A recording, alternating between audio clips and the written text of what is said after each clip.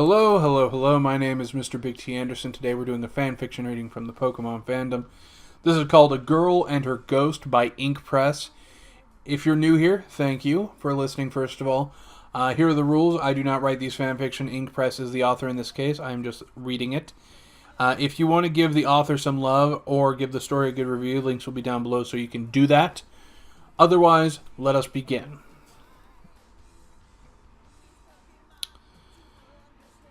The night of my 7th birthday, 2 hours to midnight, a ghost licks my window. Dark purple and apple red and a smile I think I recognize swirl outside the frosted glass and whispering, "Are you lonely, sweet child?"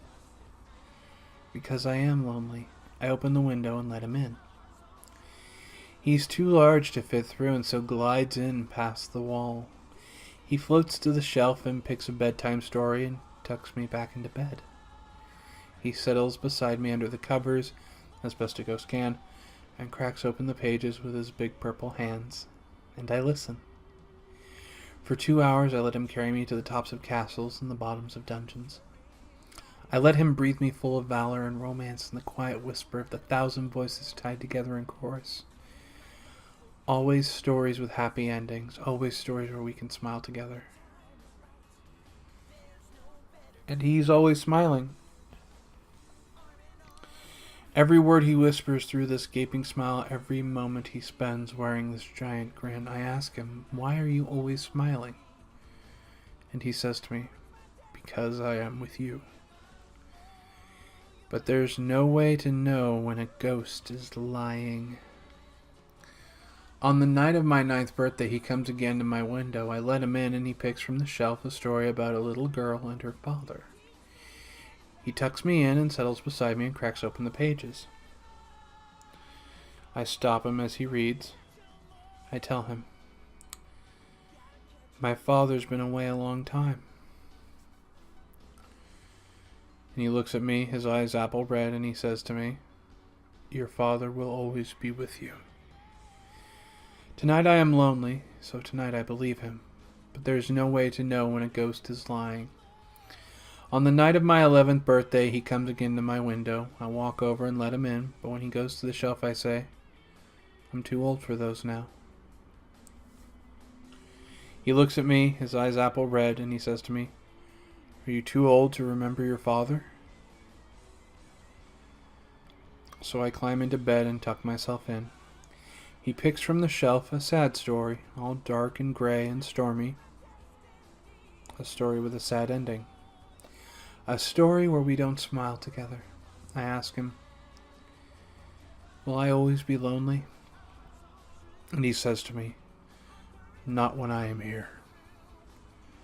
Tonight I believe him. But there's no way to know when a ghost is lying.